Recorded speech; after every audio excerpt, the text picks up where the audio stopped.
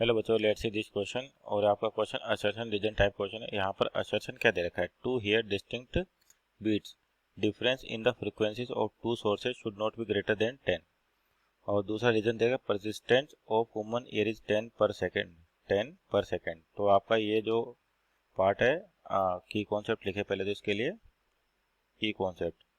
तो sound wave का part है आपके पास, और किस पर क्वेश्चन है आपके? बीट्स के ऊपर। तो यानी कि लिख सकते हैं बीट्स।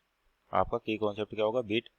अभी यहाँ पर देखिए जो स्टेटमेंट है उसके अकॉर्डिंग, यानी कि ह्यूमन एयर की बात कर रखी है, तो प्रॉपर्टी ह्यूमन एयर की जो प्रॉपर्टी है उसके अकॉर्डिंग अपन क्या कहते हैं कि persistence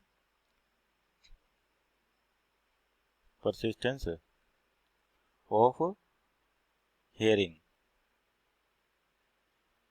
persistence of hearing the impression of sound, the impression of sound, impression of sound, sound heard, sound heard persist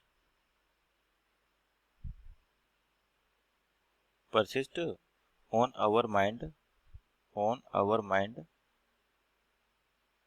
on our mind for 1/10 second, 1/10 second. इसका क्या मतलब हुआ कि जो आपके पास हियरिंग कैपेसिटी है और अपने माइंड की बात करते हैं, तो किसी भी साउंड के लिए जो कोई भी साउंड हुआ उसका इंप्रेशन अपने माइंड में 1/10 सेकेंड तक के लिए रहता है। किसके लिए? नॉर्मल कंडीशंस के लिए। अगर आपके पास सब कुछ नॉर्मल कंडीशंस हैं तो आपके पास जो साउंड है तो अपने माइंड में वो कितना रहता है? 1/10 सेकेंड तक रहता है। इसका मतलब अगर आपके पास इससे ज़्यादा डिफरेंस का अगर साउंड आएगा तो यानी कि जो आपका टाइम यहाँ पे टाइम पीरियड दे रखा है 1/10 सेकेंड, यानी कि 10 बीट्स होंगे आपके पास, क्योंकि जो फ्रीक्वेंसी होती है टाइम का रिवर्स होगी तो फ्रीक्वेंसी क्या हो जाएगी आपके?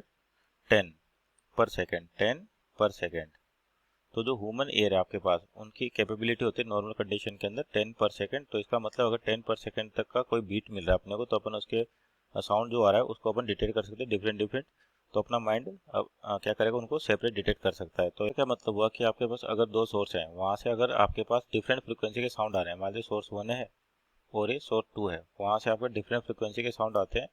अगर उन दोनों में जो फ्रीक्वेंसी डिफरेंस है, बीट फ्रीक्वेंसी डिफरेंस, यानी कि F1 माइनस F2 कितना था? 10 के बराबर आता है, तो ह्यूमन ईयर इसको इजीली डिटेक्ट कर लेते हैं, क्योंकि माइंड का परसिस्टेंट कितना? 1/10 सेकेंड रहता है। तो इसका मतलब आपका असर्शन भी सही है, और जो रीजन दे रखा है persistent of human ear is 10 per second, ये भी सही है। मीन्स करेक्ट, आपका असर्शन और रीजन दोनों सही, और रीजन आपको असर्शन का करेक्ट एक्सप्लेनेशन दे रहा है। Means option number A is our right answer. Hope you understood well. Best of luck.